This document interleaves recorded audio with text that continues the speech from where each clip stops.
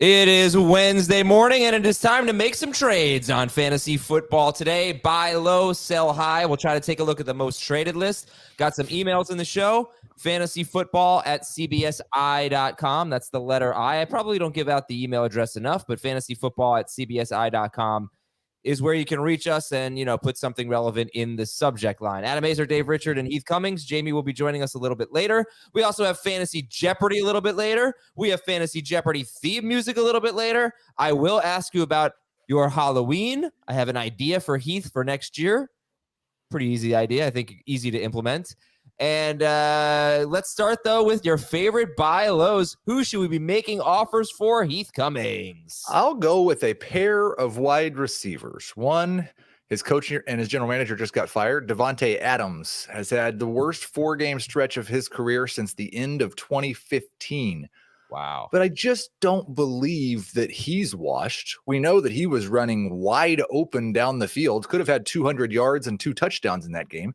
And I don't totally believe that Jimmy Garoppolo is that bad. Listen, that was the first game for him since week 5 of 2020 that he had a completion percentage below 50%. Earlier in the year, we were talking about how great he had been for both Davante Adams and Jacoby Myers and, yes, opposing defensive backs. They might make a change at quarterback, but Davante Adams in the past has been quarterback proof.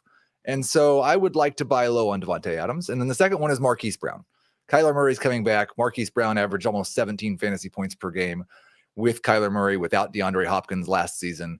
Brown could be a top 12 wide receiver rest of season. Definitely agree on Marquise Brown. How would you feel about Davante Adams if it's Aiden O'Connell the rest of the way? Because there's already a report per the Las Vegas Review-Journal that that's the direction the Raiders are leaning on. Aiden O'Connell instead of Jimmy Garoppolo. I think I'd be okay with that. Oh boy, that gives me a little bit of pause. Me too. Eventually O'Connell can maybe put it together, and I'm sure, like Will Levis with DeAndre Hopkins, he will know to throw in the direction of Davante Adams. But we've already seen the sample size of O'Connell playing, and how did Adams do in that game? Yeah, I think everyone's looking it up right now. He had 8 catches for 75 yards on 13 targets at the Chargers. Jacoby Myers. Sounds just fine to me.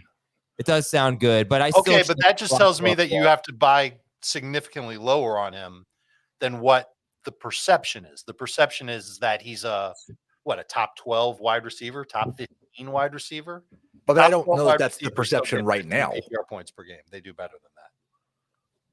I don't know what the perception is. I think a lot of people are probably in the he's Davante Adams, he'll be fine camp. A lot of people are in the he's old. Yeah, I don't know. Obviously, they did fire their coach and their GM. I was going to say, bring Jamie in here. Hey, Jamie. Good morning. Good morning. Could you make the case that Jacoby Myers is a buy low because he's been a star with Jimmy Garoppolo until everyone was bad this week. But if it's not going to be Garoppolo, I don't know.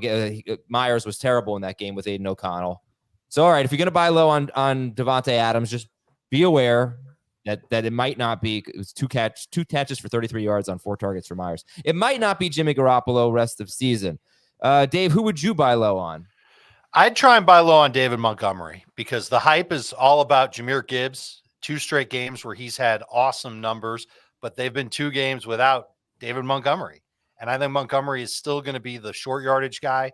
And I don't think he's losing his role as a primary component of the run game. It could be a 1A, 1B type situation until they get, we talked about this, until they get inside the 10, maybe inside the 5. And that's when I think Montgomery takes over.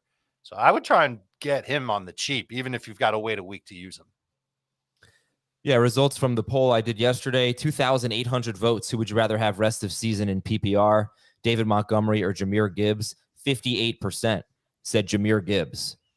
Who would you guys rather have rest of season, Gibbs or Montgomery PPR? Gibbs, you can't put that back in the box. It's too good. Well, they've done it before. Oh, they did it with a different player before. I feel like he's what's in the box, Jamie? What's in the box? Look, he's not going to be this, but you saw you heard what Dan Campbell said. Like, I think this is where all the high fiving on draft night comes into play, where he doesn't go back to being a complete secondary option. I think it not in terms of how they're used, but in terms of playing time, probably 50-50 split. Yeah, I think I'd love to hear you ask Dan Campbell a question about David Montgomery. You're gonna get like sentimental music and Why can't he love both of them? They're both good players. I know. Yeah, but the touchdowns could make the difference. Only there. one of them is Touchdowns a kneecap biter. Right, only one's a kneecap biter. All right, Jamie, who do you want to buy low on? I'll still buy low on Chris Olave. I don't know if you guys talked about him yet or not, but I mean, there's too many targets going in his direction that this is going to continue to be a disaster for him. So there's a million frustrated Olave fantasy managers at this point, and I get it. I'm one of them. But it's just, you see Derek Carr with these 3 straight games of 300 yards passing, and it's, Rashid Shaheed, and it's Michael Thomas, and it's Taysom Hill, and it's like everybody but him, but they're trying. And so eventually there'll be some connections, and maybe there's a sell high opportunity, a chance to sell him after that, after he has one of those games, if you're just concerned it's not going to be consistent. But I mean, there's definitely some big games coming for Olave, and I would take the chance on getting him cheap if you can. He does have the second easiest projected strength of schedule the rest of the season. Take a look at who they play. It's Chicago this week. Minnesota and Detroit are in his future. I think those are the 2 toughest games he's got left this year. Everything else is Carolina, Giants, Rams, Bucks, 2 games with the Falcons. One's in week 18. It's a really good schedule. You just have to hope that there's a clicking that needs to happen between Carr and Olave that's been missing really for a while, but especially since Kamara's come back. Yeah, I wanted to dig in more on Olave. I didn't have as much time as I wanted, but I'm watching the video right now. Third quarter, 7:41 to play, 2nd and 6, ball at the 39-yard line. Olave runs a really nice route. He is wide open. He is going to walk into the end zone for a 39-yard touchdown, and he just dropped it. I think the ball got on him like a little bit earlier than he thought, and he just dropped it. But imagine, put a 39-yard touchdown catch on his stat line last week and tell me if you're buying low on him. I don't think you'd be able to. People will probably be okay with him. He does have a bit of a touchdown problem, though. He's got 5 touchdowns on like 190 targets in his career, and perhaps some of that is he's such a deep ball guy. It's not so easy to catch touchdowns with the high A dots. Well, it's also playing with Andy Dalton and Derek Carr. Yeah, right. But he has 7 end zone targets this year, which is a pretty nice amount. So I'm glad you brought him up. I was going to bring up Chris Olave. I'd like to buy low, but I needed to hear it from you. So Olave or Devontae Adams, who's a better rest of season buy? I would take Olave because I think I trust his quarterback more, which says a lot. I'll take Adams. I'll take Adams. I think he'll just be a little bit better, but they're both in that same sort of similar range. All right, I want to talk to you about. Here's a topic I want to get into because we have this trade. I think I put it in the notes, and someone said, maybe I didn't put it in the notes. Yes, I did. All right, so someone said, Jack from Winnipeg, Manitoba, Canada. I just made this trade in a 10-team PPR league. Give up Garrett Wilson, Joe Burrow, and Calvin Ridley. Garrett Wilson, Joe Burrow, Calvin Ridley. Get Cooper Kupp, Trevor Lawrence, and Jerome Ford. First of all, you can answer that question. Would you give up Wilson, Burrow, and Ridley for Kupp, Lawrence, and Ford? I don't think I would. I think I like all 3 players that you gave up more than all 3 players that you received. No, you like Wilson better than Kupp? Is Matthew Stafford playing? I think he'll be back. Might be a couple weeks till we see him, but one of those weeks is a bye. What I was going through. Okay, so don't make that trade. The point I was thinking with that trade is like, let's say you like Kupp a lot better than Wilson, and let's say you weren't really so high on Ridley, and you could even say you liked Ford better than Ridley. I don't know. I mean, Ford's been pretty good. The quarterback downgrade is so big there from Burrow to Lawrence, and that's what I'm wondering. Can you win? Do you feel like you guys can win your fantasy league without a top blank quarterback? How many quarterbacks do you feel comfortable with? I don't know that I can win a fantasy league with Lawrence, certainly, with Stroud. I feel like I need a stud. How many are there? And I was going to bring up Justin Fields potentially as a buy low, even though he's not playing right now. But I'm hesitant to upgrade at other positions and downgrade myself at quarterback. I've lost too many weeks because my quarterback has stunk while my other team had Jalen Hurts, while my opponent had Jalen Hurts, who scored, 15 more fantasy points. I'm like, you get what I'm saying here. How important is it to have an elite quarterback? How many are there? And how does that, shape your strategy as we enter week 9? How many are there moving forward? Yeah. What do you think, Jamie? Yeah, I've got 7. You got Mahomes, you have Allen, you have Hurts. You could put Burrow there now. Tua? I put Lamar there, 5. No Tua? Tua, 6. How about Justin Herbert? Herbert, 7. That's it. I don't think Dak belongs yet. I don't think Goff belongs yet. He's kind of taken a step back the last couple of weeks. I don't think Trevor belongs at this point. 7. How about Fields? Fields was starting to get going. Right. So you have Fields hopefully back soon. You have the potential of Kyler. You have, I'm trying to think like anybody can get to this point. Like you lose Cousins. That was one that was stunk. Dobbs isn't going to get to that point. No. No way.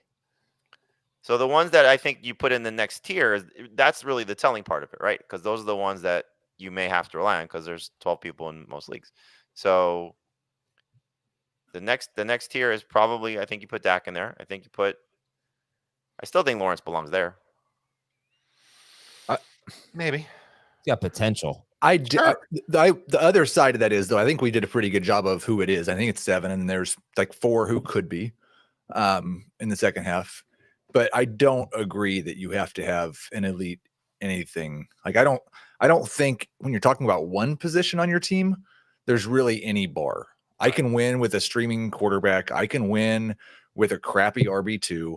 I can it's just you got to be really good everywhere else. But if you can cover up a streaming quarterback and still win league, sure.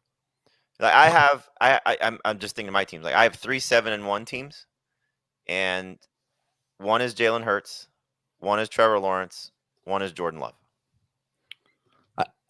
I'm 7-1 in our super flex league, and my quarterbacks are Gardner Minshew and Bryce Young. Yeah.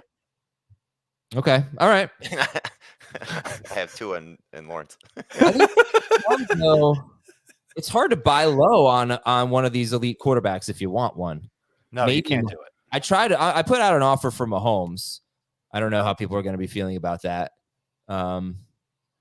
Maybe, if you believe I thought you've been complaining all year because this is the first year you drafted Mahomes and you hate him because he's not good anymore. I still think he's going to. No, of course he's good. I still think he's going to be fine. What was one of the offers that you made? Well, I want you to make fun of me here. Let me see. Okay. Well, listen, if it's a bad offer, you can always take it back and improve it. No, I want one of those quarterbacks. I don't even remember the league. I was probably got rejected because I don't see it anymore. Anyway, I just made a trade this morning in a super flex league. I traded Will Levis for Raheem Mostert. Oh, interesting. Ooh, okay. Are you in our magazine league? Adam is, yes. Oh, okay. It was Jordan Love and Raheem Mostert for Patrick Mahomes. Yeah, that's not enough for Mahomes, but it's not enough for Mahomes. Yeah, it's hard. It's hard to get Mahomes. It's hard to get those quarterbacks, but I'd like to try. All right. Anyway, let's move on here to your favorite sell highs. I do want to let's see, anything particular? Yes. Let me promote the CBS Sports app. All right, it's a great app. I was on it last night. I said, you know what? I totally forgot. I was trick or treating, having a good time. I forgot there was the World Series game going on. Rangers crushed them. So I checked the CBS Sports app and get all the important information as soon as you turn it on. The scoreboard is great. You can follow your teams. You can follow your best bets, and you get your breaking news. I get my breaking news from the CBS Sports app, and I watch live sports on the CBS Sports app. So you can do that. Stay on top of all the latest updates. It is totally free on iPhone, Android, and it is the easiest way to keep your finger on the pulse of every game that matters. Download the CBS Sports app. All right, favorite sell high. Oh, Dave Richards, why don't you kick it off? Favorite sell high. I would try and see what I could get for Jalen Waddle, who's had 18 plus PPR points in 2 of his past 3 games. We know that Devon Achane's coming back soon. That'll bolster the run game. That's why you're trying to get rid of Raheem Mostert for Patrick Mahomes. And I think the Dolphins' schedule coming up, it'll be challenging, but I wonder if there's going to be a target crunch for Waddle and he goes back to what he was before Achane got hurt. All right, Heath, your favorite sell high? I've really struggled this week with finding sell highs. I do still agree that like I'd sell Raheem Mostert for a lot lower than what he's been so far this year. So I think he's still on the list. And I would still try to sell Jahmyr Gibbs if somebody's bought into him as a top 12 running back over the last 2 weeks. I think he's probably more like RB 15 to 18 with Dave Montgomery. I think they're both in that range. Okay. Jamie? Agreed. I mean, is there a better sign to sell DeAndre Hopkins than right now? That's fair. Would you Totally fair. I wonder how many people are going to be amped to trade for him. Well, I mean, you know, there's still the name value. There's a 3 touchdown game. There's, oh my God, look at Will Levis. You know, like there's a lot that you can certainly be selling people on. So, if you could I would turn DeAndre Hopkins into Chris Olave if I could. I think you'd have to do something with Hopkins to make it happen, but it's within the realm of possibility. Going back to the discussion earlier, Adam, I think like I know the Stafford questions, and so it's not you can't sell them as high as you used to, but I'm pretty worried about Cooper Kupp and Puka Nacua. Yes, but I think you can get more for Kupp. Yeah, I mean, I have no idea what's going to happen with Stafford, but based on what they said day to day with the UCL injury, I think a reasonable guess is he misses week 9, week 10 bye, comes back in week 11. Reasonable guess. If that were the case, would you still be selling Puka and Kupp? Because I think it's very possible Stafford comes back and is playing hurt and isn't good. You know, so like we've seen that before. Jacob Gibbs was tweeting about this yesterday, but Kupp's been working much deeper than Puka Nacua since he came back. And if there's some grip strength issues for Stafford and he's playing through an injury like we saw with Russell Wilson a few years ago, I wonder if it's difficult for him to be accurate on those deeper routes. All right. There's also the chance of if he's out for a long period of time, not that it's apples to apples, but you know, Sean McVay took Baker Mayfield through the car wash last year and he played really well.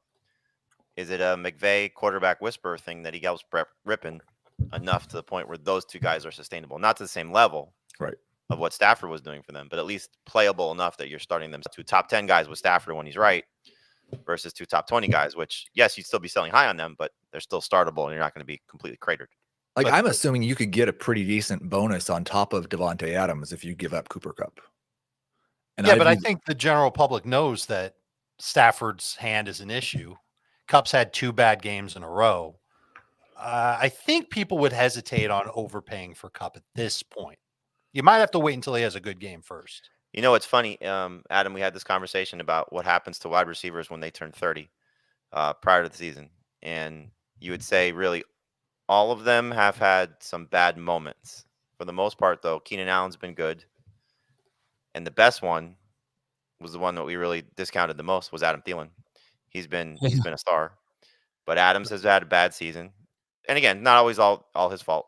Kupp, injury, bad season. Hopkins, for the most part, bad season. These guys, when they've turned 30, they've had problems. Is Evans 30 or is he 29? Evans is 30. I think he's 30. Yep. I think the Diggs just turned 30. Yes. 3 days ago. Sell. That's it. All right. Well, listen, I want to throw out why don't we do this? Why don't we rank some receivers? And I want to look at the most traded wide receiver, the most traded player in CBS Sports Leagues, and it's T. Higgins. So we have talked about Adams, Olave, Hopkins. I'll throw Higgins in there. I don't think Marquise Brown is going to quite make this territory, just a guess, but we could do that too. So that's 5 receivers. Adams, Olave, Hopkins, Higgins, Marquise Brown. Let's rank them rest of season. Jamie, Dave, Heath. Olave, Adams. Who else was it? I'm sorry. Higgins, Marquise Brown, and Hopkins. Olave, Adams, Higgins, Hopkins, Brown. Adams, Olave, Higgins, Hopkins, Brown. Adams, Olave, Brown, Hopkins, Higgins. Oh, Okay, and then Adams and Olave are 1, 2 in some order. What about Cooper Kupp? Where does he fit in with that group? At the top. Oh, wow. So maybe I should be buying Cooper Kupp. You guys had him 6th on that list, like behind T. Higgins? No, I put him at the top of the list. First. Oh, he's at the top. He's at after Brown. I'm sorry, I heard that wrong. Yeah, I've got him tied with Devontae Adams, basically. So yeah, at the top. Okay. Yeah, that's close. All right. I want to bring up a sell high. His name is Travis Etienne. I love him, but I want to make a case to sell him. He's the number 2 running back in fantasy. He's averaging 3.9 yards per carry. Very rare for a running back to finish in the top 5, averaging less than 4 yards per carry. It did happen with 2 running backs back in 2021, Najee Harris and James Conner. Najee Harris had 74 catches that year. Conner scored 18 touchdowns. So Etienne is following the Conner route, basically. He has 8 touchdowns in 8 games. I think the yards per carry could easily go up, but he has struggled there a little bit. And they just signed a guard. They just traded for a guard who's very, very highly graded by PFF, so that's good. But there's another case here. One, his touchdowns have not been a lot of goal line stuff. It's been a lot of long touchdowns. I think 4 or 5 have been 4 of his 7 touchdowns have been from like 17 yards out or longer. And then his schedule, it's not great. San Francisco, Tennessee, Houston, Cincinnati, those aren't bad. Cleveland, Baltimore. He does get Carolina in week 17. So he's the number 2 running back. I feel like you could get just about anything you wanted for Travis Etienne. Maybe you shouldn't. Maybe he's just going to be that good. But I feel like his touchdowns have been a little fluky. I guess you could say if he weren't scoring these long touchdowns, then maybe they'd get in the red zone more and he would score shorter touchdowns. I don't think that's going to be Tank Bigsby anymore.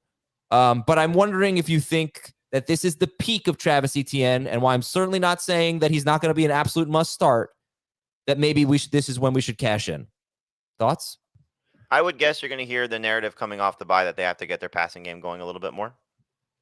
You know, and maybe the return of Zay Jones, just because he adds a different element to what they've been missing, helps that if he's healthy. So that's not to say that he can't benefit from that, because he's still going to catch passes out of the backfield, but maybe it opens things up a little bit also for the run game. But that's really the one thing that's lacking in this team right now. I mean, their defense has been fantastic. I mean, you look what they've done the last 3 games and how they've held opponents, from a point perspective. Etienne's done what is asked of him. I think they're certainly happy with what his production has been by comparison to last year.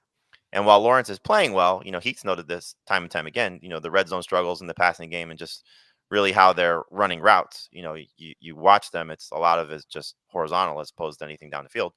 So how much does that, improve with some extra practice time? But that might hinder him a little bit, but I can't really see a situation where he's going to fall off. So I guess if your point is like, do you want to trade Etienne for a struggling guy that was drafted ahead of him, like an Eckler or a Barkley, maybe, if you're looking to do a 1-for-1 type situation, it feels like that's just a lateral move at this point as opposed to an upgrade. So I would probably just keep Etienne personally. I think. Go ahead. No, I was going to say, like, the touchdown concerns I don't totally get, because like he's got more touches than any other running back in football. Yeah. Christian McCaffrey has 10 fewer touches than Travis Etienne and 5 more touchdowns. Mostert's got 60 fewer touches than Etienne and 4 more touchdowns. He hasn't been lucky, and he doesn't have a high number of touchdowns relative to the number of touches. He's just getting the ball more than anybody else. He's 3rd in touches per game among running backs, 22.3 per game. He's 4th in PPR points per game.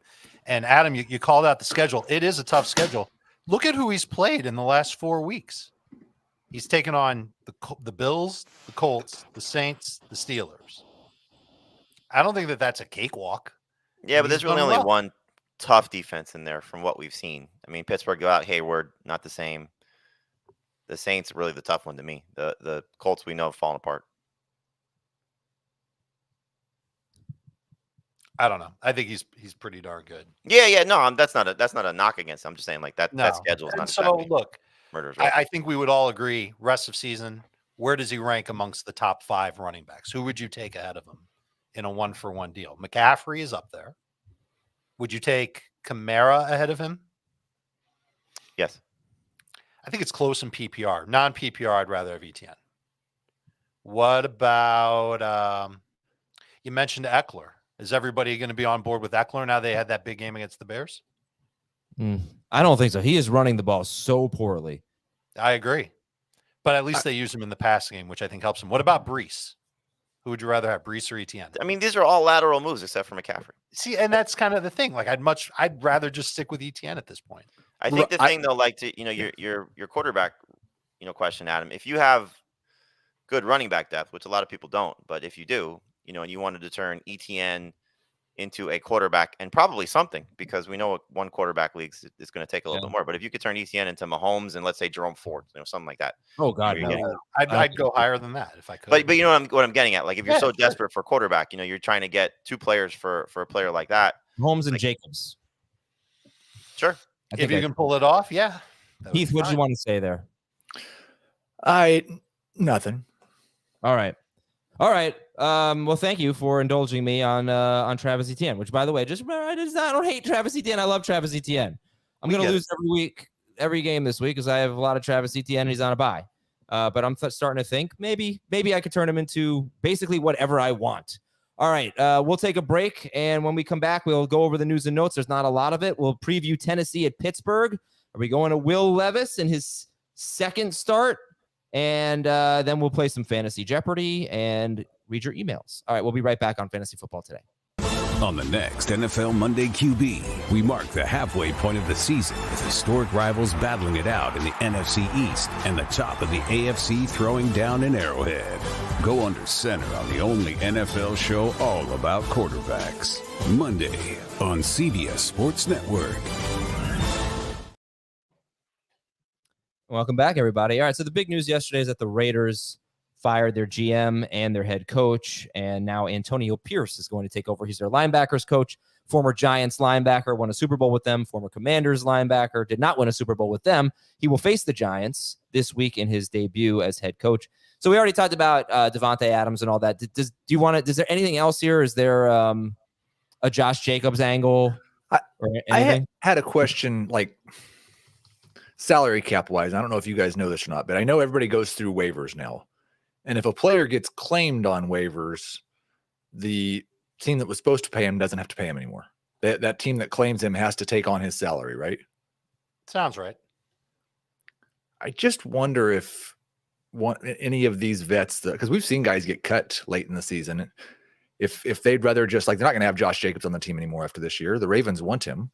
Is it worth it just to not have to pay him anymore? Because it sounds like the problem yesterday was they just wouldn't answer anybody's calls. I don't know. You almost never see that though. Well, it happened with Baker last year, right? Yeah, but that's not in the same range as Josh Jacobs. All right. Like I get what the Panthers were trying to do. Let's move on. Sorry. Minnesota acquired Josh Dobbs from Arizona. Jaron Hall will start this week. Who do you think makes the most starts at quarterback for Minnesota rest of season? Josh Dobbs. Yeah, Dobbs. I would assume Dobbs. I wouldn't rule out Nick Mullins, though. He's eligible to return in week 10. If Dobbs stinks, then we could see Mullins, who's been in the building and knows the system, maybe as a starter. Would you rank Justin Jefferson ahead of Devontae Adams and Chris Olave rest of season? Yes. Yeah, with the potential of him coming back, absolutely. Okay. Kyler Murray could start this week at Cleveland. Kenny Pickett says he's playing on Thursday. Cameron Hayward practiced in full for Pittsburgh, their star defensive tackle. Houston center Jarrett Patterson is on IR. Detroit acquired Donovan Peoples-Jones from the Browns for a 6th-round pick. God, they hate James Williams. Yeah. I don't know. You think it's that, or it's just a Marvin Jones replacement? I think it's adding a quality player that was available and makes some sense for their team. But I mean, look at what they've done with this kid. They haven't exactly said, "Hey, this is why we drafted you so high." Not that he's giving them reason to, but still. The Bears acquired Montez Sweat for a 2nd-round pick. And he's going to be a free agent. What a thing. Yeah. Kind of weird, right? If they wanted him, then this was a good way to. If they wanted him as a free agent next year, this was a good way to get him. This gives them a much higher chance of keeping him because they can franchise him, and but it's still weird move. It's just I would giving up assume they so already much. talked about a contract. If possible. But the 49 for the 49ers to get Chase Young for a 3rd round pick, which is going to be a compensatory pick, a super late 3rd round pick, whereas the Bears are giving up probably one of the first picks in the 2nd round for Montez Sweat. It feels like such a difference to me. Unbelievable. One was free and one was very expensive. Yeah, exactly. I like the free. only way it works out is if Sweat plays like an all-pro for the next 5 years. Yeah. In my head, I've been going, girl. Yeah, remember that song? Jacksonville acquired guard Ezra Cleveland from the Browns or from the Vikings. He's not from. His name is Cleveland, but he didn't play for Cleveland. Jacksonville 30th in run blocking according to PFF, so this should be an upgrade for them. And the Bills acquired Rasul Douglas from the Packers. What a great trade that was a good trade. Yes. Great. Okay. Well, we got a game Thursday night, Dave Richard. There's a guy sitting outside my office. Should I do the normal sound or should I make it loud and see if he Make it loud and make it proud. All right, here we go. Everybody get ready. Turn down the volume. Thursday night. Nah. Nah. He was completely unfazed. He didn't move a muscle. All right, Tennessee's at Pittsburgh. This stat, I want a little bit of applause because it did take me a while to figure it out. But the Steelers have allowed more than 30 PPR fantasy points to 3 wide receivers. That is the most in the NFL. Who else is doing that research, people? Yeah. All right, thank you. Anyway, they struggle against wide receivers. Talked about it last week with Calvin Ridley. They struggle against outside wide receivers. So are we starting DeAndre Hopkins, Jamie, in week 9? Yes, you should be. With all the teams on a bye and injuries, etc., it's hard to get away from what he looked like with his quarterback upgrade. I probably have him ranked too high, but I think you're just, looking at with the expectation of how these corners have played. I'm anticipating the Titans chasing points. So I think we'll see Hopkins have kind of a similar game to what he had earlier in the year when he was playing at a high level. Where do you have him ranked? Too high, top 15. That feels a little high. I feel like I might have him a little too low. I've got him close to 24th because He's just right in the middle. Yeah, he's make him an 18th, Heath, or 19th. Man, this game script is hard to figure out because I don't Yeah. I don't have a whole lot of confidence in either one of these offenses. But the defenses have obviously had some major problems in the passing game and with dealing with the big plays specifically. So it's going to be an interesting game. I kind of feel like with that being said, I almost trust Levis based on his one game more than I trust a banged up Kenny Pickett based on what I've seen from Pickett all year long. And it kind of makes me wonder if that's where the edge is in this matchup, where Tennessee can actually put up some numbers through the air. Look, I was impressed with Levis. I thought he played outstanding against Atlanta, and I thought Hopkins was in sync with him.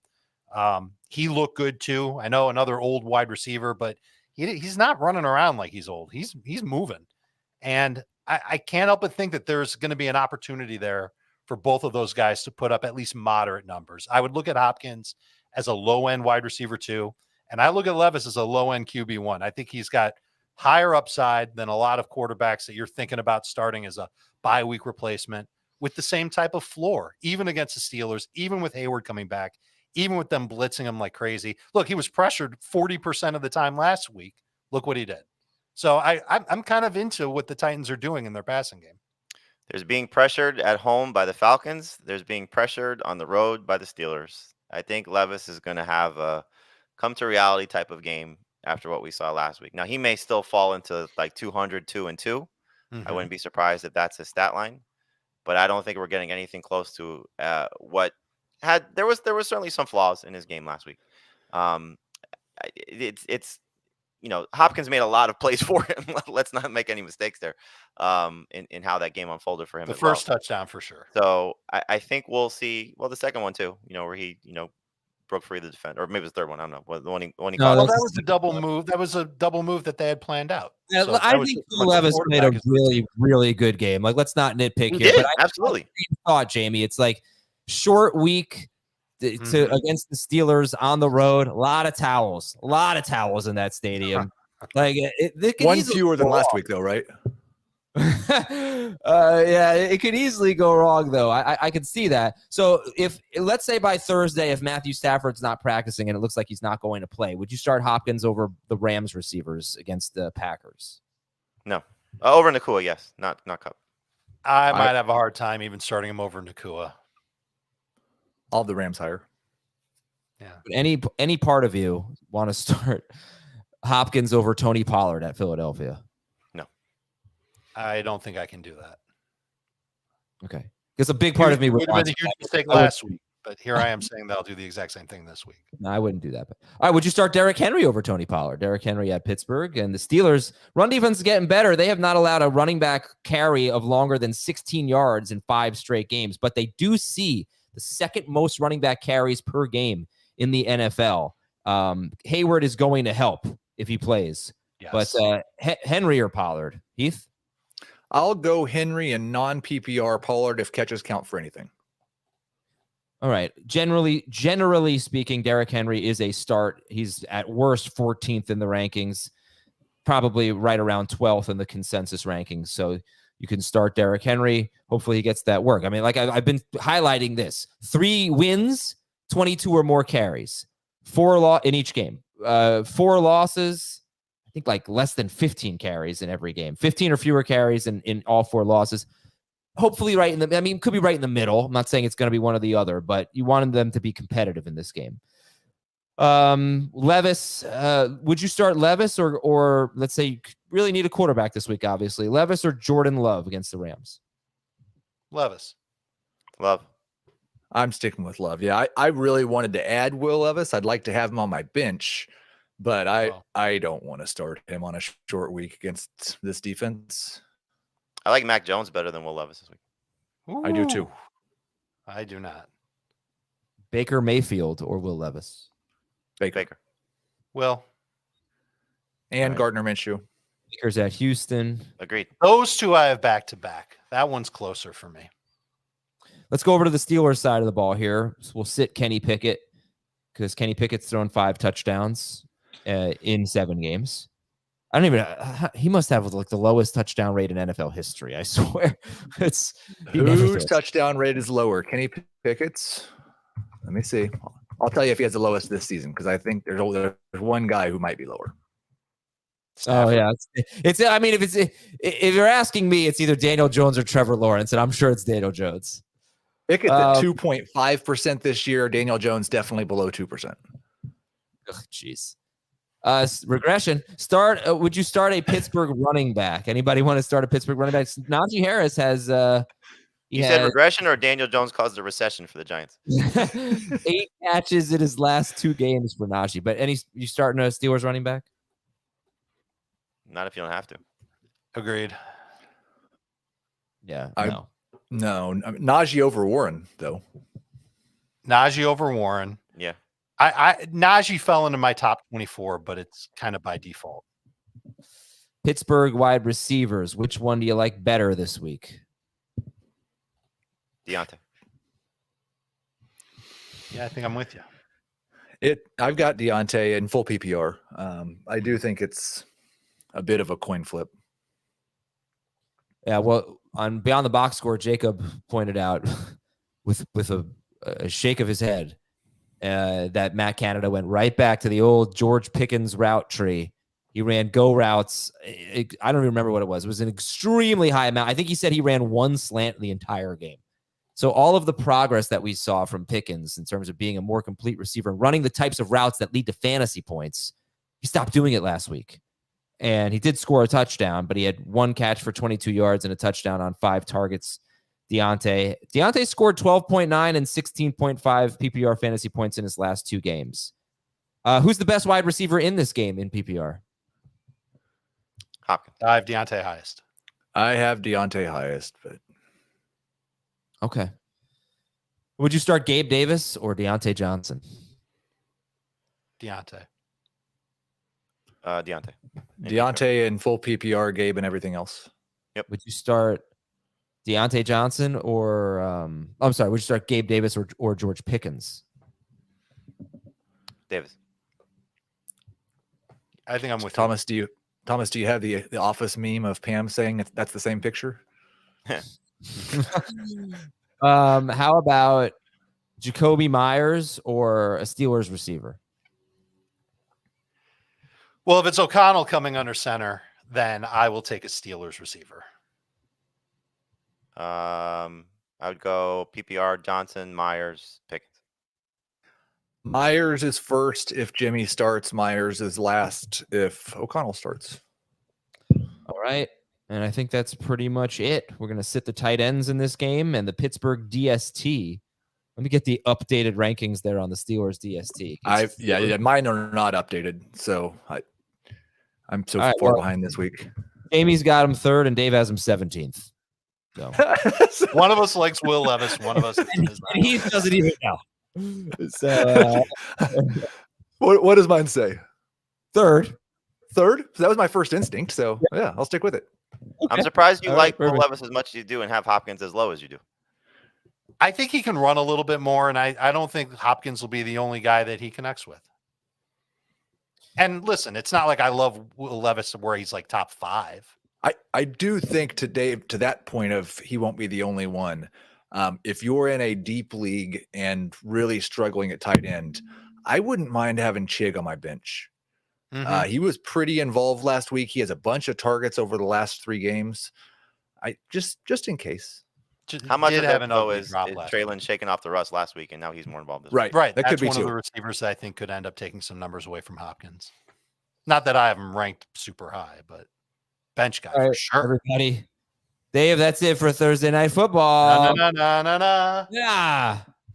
Okay. Fantasy Jeopardy time. We got a new theme song.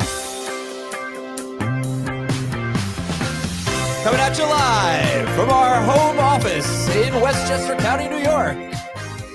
It's a few people's favorite game show in the fantasy football world. Fantasy Jeopardy. Woo! Is Fantasy Jeopardy or a top 10 one? It's Fantasy Jeopardy. Answer in the form of a question. You only have 5 seconds to answer. All right, let's try it. We have 3 categories today. That was great. The most amusing part of that was watching Jamie just stare you down. See any of you while I was doing it? And I knew Jamie was not enjoying it. But this is a game tailor-made for Jamie today. Our 3 categories are quarterbacks, flexes, and famous Jamies of any spelling. Famous Jamies of any spelling. So, Jamie, I think you deserve to have the board first. What would you like for your category? Famous Jamies of any spelling. For 200, 400, or 600? We'll go 200. All right. Famous Jamies for 200. She appeared on AMC probably dozens of times last month. Who is Jamie Lee Curtis? Yes, you didn't buzz in, but I will give you the answer there. The points there. $200 to Jamie, who is Jamie Lee Curtis. Yes, I watched Halloween last night. Finally, I was like, you know what? I'm gonna do some work. Turn on Halloween. You have to, right? Unfortunately, I finished in the month of November. So I don't know if that actually counts. But anyway, Jamie, the board is yours. We have famous Jamies, flexes, and quarterbacks. I'll do famous Jamies for 400. He reminded us that if you want to survive in a horror movie, you should never say, "I'll be right back." Oh my God, I don't remember his name. Yeah. It's Jamie.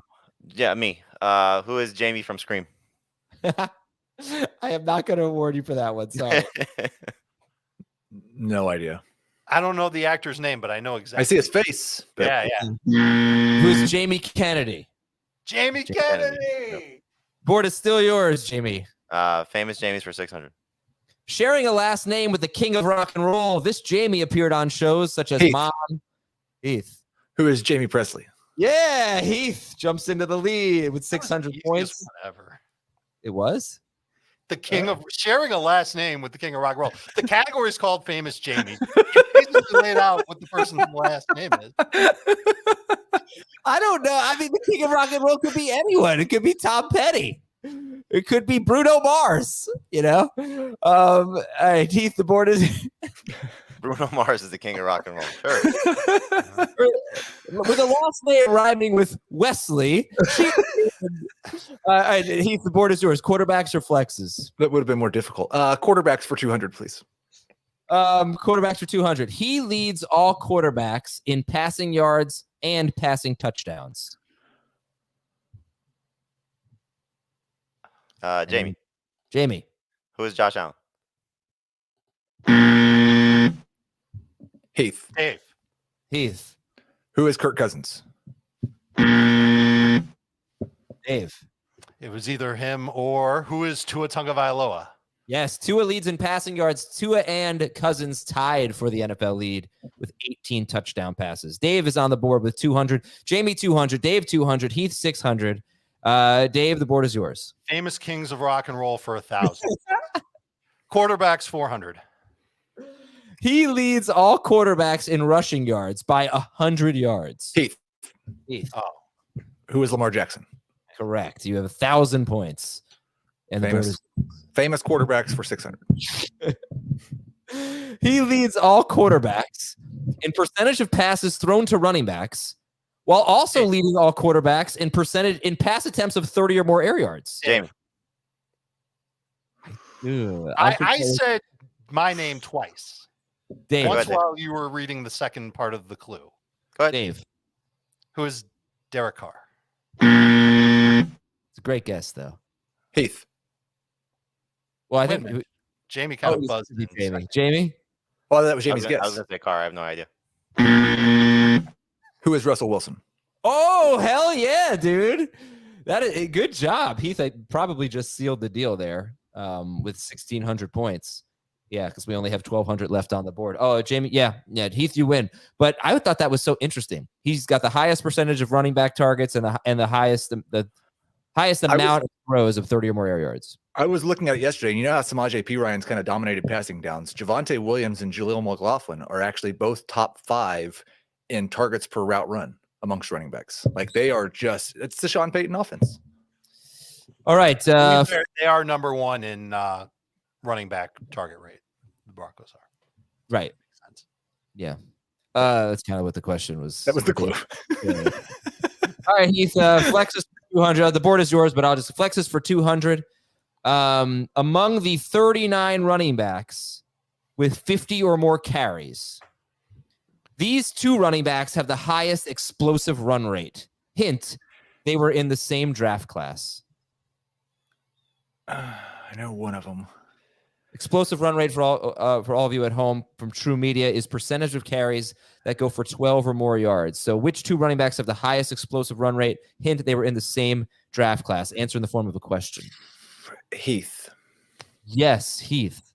Who are Zach Moss and DeAndre Swift? Jamie. Who are Travis Etienne and Ken Walker? Good guess. Wait, were they in the same draft class? They were not. Well, they were not. You're right. Their first year was the same first year. Yeah. This was the $200 one? Uh-huh. His next question is going to be tough. This is just a total guess. Dave. Yeah. Who are Devon Achane and Jahmyr Gibbs? It's a great guess. It's Bijan Robinson and Jahmyr Gibbs. I don't think Achane has 50 carries. I think that's why. But I thought Moss had the most explosive runs, but I guess he has too many carries for explosive run rate. Yeah, must be. Okay. So it's Bijan and Gibbs, highest explosive run rate, the 2 rookies. For 400, he is the number 4 running back in fantasy behind Christian McCaffrey, Travis Etienne, and Raheem Mostert. Dave. Who is Alvin Kamara? Is total points or points per game? Total points behind McCaffrey, Etienne, and Mostert. You don't get another Jamie. Who is Zach Moss? Hey, Jamie's got it for 400. That gives him 600. Jamie, the board is yours. You have one choice. Flexes for 600. Famous Jamie's for 1,000. No, flex is for 600. And the answer there is our quadruple double.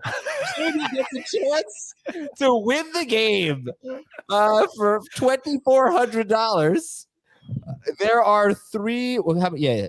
I don't want to win. I want 2,399. There are three wide receivers with 58 to 61 targets and only one touchdown catch. He is one of them. So all you have to do is name one of them. Two of them play in the AFC North. That's your hint. Three wide receivers with 58 to 61 targets, but only one touchdown catch. Who are they? If Jamie gets one of them on his first guess, he wins Fantasy Jeopardy. He steals it from Heath. 58 to 61 targets for the season? And one I think touchdown. I know one of them for sure. And you have 5 seconds. Amari Cooper? Hey, Jamie, you're so good at this game. You won it fair and square. Great job. Who are the others? You have more targets than that, though. Only 61. Yeah. Who are the others? He didn't even say who is. Zay Flower. Oh, he didn't say who is. Oh, no, Heath wins. Heath wins on a technicality. Congrats, Heath. You're a genius. It was Amari Cooper, Zay Flowers, and in the NFC, it is Michael Thomas. All right. That was a really bad category. So let's go on to the most traded list here, and then we'll read your emails to finish the show. T. Higgins is the most traded player, and I think he's kind of interesting because he's still not playing a full snap share, and he's got that ribs injury. And should we still be valuing T. Higgins like the old T. Higgins? And then the second guy on the most traded list is Calvin Ridley. So, Dave, give me your breakdown of Higgins and Ridley and how we should be valuing them. I'm interested in Higgins at the right price simply because I think the Bengals offense is heading in the right direction. I think that he'll eventually come through and have some good games. You kind of have to forget about what you've seen through the first half of this year when it comes to pretty much everybody on the Bengals offense. With Ridley, my hope is that the Jaguars figure out ways to change how they've used him, get him off of press more often, maybe use him in motion more, and that he erupts as the top target in that offense moving forward. I would also be interested in Calvin Ridley at a cheap price. Yeah. What does that mean exactly, dude? Would you trade Raheem Mostert for either Higgins or Ridley? I'd hope to give up less, but if that's what I have to do and I'm deep at running back and I want to get one of those receivers, then I suppose I would do it. You probably get one of them and something else. Yeah, that would be nice. Do you guys prefer Higgins to Ridley? I have Ridley over Higgins, but they're very close in the trade chart. I prefer Ridley to Higgins just because I don't know how healthy Higgins actually is. Right. I prefer Ridley to Higgins too, just barely, but they're both. I think I have Ridley 23 rest of season and Higgins 27 rest of season. I think the other thing is maybe it's because Higgins is not healthy that this has happened, but Jamar Chase has become one of those 33% just completely dominating targets, and he's open. Like he said, he's always open. He's really always open this year, more so than he's ever been. I just don't know that Higgins can see the same number of targets the way that Chase is playing right now. We had Tom Spencer on this game this past weekend, and he said the coaches specifically talked up getting why am I blanking on his name? Tyler Boyd. Tyler Boyd. I was going to say Tyler Brooks for some reason. I knew that wasn't right. Tyler Boyd going. Treylon Boyd. Treylon Boyd. Specifically talked about getting him going, and that was a little telling. Like, is that because Higgins is hurt? Is that because they really like the matchup for him? Not that it turned into anything. He did score a touchdown, but they seem to be a little concerned about Higgins. I think they have a little bit of a void to fill in their passing game. All right, I got to take a quick break here. When we come back, we'll look at the top 10 in the most traded list and play buy, sell, hold. We'll be right back on Fantasy Football Today. All right, we're back here, and we're going to play buy, sell, hold. You just tell me real quick. Buy, sell, hold. Joe Mixon, he's third on the most traded list. Hold. I agree. Hold. Hold, and a buy. CJ Stroud is fourth. Hold. Yeah, I'd like to say buy coming off that game, but I just don't. It's really discouraging that they chose that approach for the entire game. Well, I'm not sure if we talked about it on Monday, but basically what happened with the Texans, and CJ Stroud acknowledged as much after the game, is that teams are starting to play back on them. They are, keeping their safeties deep. They're taking away the big play, and they're daring them to run the football, and they're daring them to throw short. CJ Stroud said he blamed himself. He said the teams are making adjustments. His head coach said the same thing. And he also said, we have to not care. We have to take our shots anyway. We can't let them dictate it. But I do think this is an interesting development now, because the Texans have to counterpunch, and we'll see if they can. But what bothered me was that the counterpunch was handing the ball off to Dameon Pierce and Devin Singletary and not throwing slants to Nico Collins and wide receiver screens to Tank Dell. Like, even if they're playing back, that's fine. You can't run the ball. All right. I will say, though, just in terms of the game, you might be able to sell Stroud still because of all the quarterback needy fantasy teams, and he's probably on a lot of benches. So he may bring something back better than you think. I'd be surprised if he did. Najee Harris. Buy, sell, hold on Najee Harris. Sell. Well, yeah, sure. Sell him. I'm sure people are just. He's on the most traded list. He's 5th. I'm not making this up. People are obviously buying Najee Harris. He's had good fantasy points the last 2 games. I'm selling the hell out of that. Yeah, but I don't expect a lot. No. You're not going to turn him into Olave. No chance. I don't even know if you can turn him into Drake London. Can you turn him into Michael Thomas? Why would you want to turn him into Michael Thomas? I'd rather just have the 10 points from Najee than the 10 points from Thomas. No, I was saying because Najee's been able to get to that 10 to 14 point range twice this season. Michael Thomas is always there. I would Jared Goff, buy, sell, hold. Buy. A little worried about buying with Montgomery coming back. It's a fair point. If we're in a league where people are going to pay up more than what we think for Stroud, then they might be falling over themselves for Goff, even on his bye week. In that type of a situation, I would sell. I would imagine that most people are not excited to acquire Jared Goff for much. They might do it for a little bit. He does I think he's ultimately a hold, but if you can sell high, you should sell high. He has 3 home games remaining in the fantasy season, so keep that in mind. And 4 on the road. Yeah, he's on the road week 13, 14, 16, 17. Yeah, it's tough. Against New Orleans, Chicago, Minnesota, and Dallas. So 3 of those matchups are could be tough. All right, I think I'm satisfied with the most traded segment because we've talked about some of the other guys. We'll finish off with just one more. Buy, sell, hold Devontae Smith coming off a nice game. Hold. Yeah, and I'll buy if somebody thinks they're selling high at like a mid-wide receiver 2 price. I think he'll be what we drafted him to be. I like that. We need the Braveheart soundbite. Hold. Right? Yeah, that'd be good. Okay, emails from Henry. FantasyFootball@cbsi.com. Where's Henry from? Burbank, California. In the CBS Top 150, Jamie has James Cook 55th. Heath has James Cook 33rd, and Dave has him 72nd. Trying to decide between James Cook or Ramondre Stevenson. Cook against the Bengals, Stevenson against the Commanders. Who do you guys prefer, Cook or Stevenson?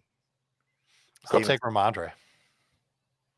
2 Stevensons and a Cook. Is that what I heard? Yep. Heath, you're high on. You got him 33rd overall, I guess, and I don't know where you have him at RB, but you're high on Cook this week. He's around RB 20, I think, 15 or 20. I think I'm more lower on Stevenson. I don't think he's in the top 25, and maybe there's a little adjustment for that because of the Washington trades, but I think that it's still those guys matter more to the pass game than they do to the run game. I don't know. Chase Young's not doing much on running downs. Alex says, where's he from? Duluth, Minnesota. Is now the time to sell Montgomery with Gibbs going off against the Raiders? And what do you realistically think you can get for him? No, I don't think so. I think it's time to buy him, if anything. I would not be selling him after that performance and going into his buy. This is not the wrong time to sell David Montgomery. Yeah, especially, just people are so much higher on Gibbs than they are on Montgomery, so I think the value is pretty low. From Garrett, start 1 in half PPR. Hopkins, Godwin, Garrett Wilson. Garrett Wilson. Yeah, Wilson. From Larry, Jahan Dotson was 11 on the drop-o-meter. Now he's the number 1 waiver wire pickup after one good game. Please explain. Well, he's gotten 18 targets the last 2 weeks. So that's a big part of it, is that Howell's looking for him and they're making a concerted effort to get him the ball. 2, the receiver list this week was absolutely atrocious. So, it's byproduct of the week and what's available in the game that he just had. And so, looking at how much Howell has been throwing and probably will continue to throw, and Curtis Samuel getting banged up as well, I think this is hopefully the point where we get the strong finish from Dotson. And we talk about this with rookie receivers all the time. He missed 5 games of his rookie season. He's got a quarterback change, so there's a lot going on, I think, with Dotson. So I don't mind him rest of way. And maybe we were too soon to say completely get rid of him. So that could have been the error more so than running to go back and add him right now.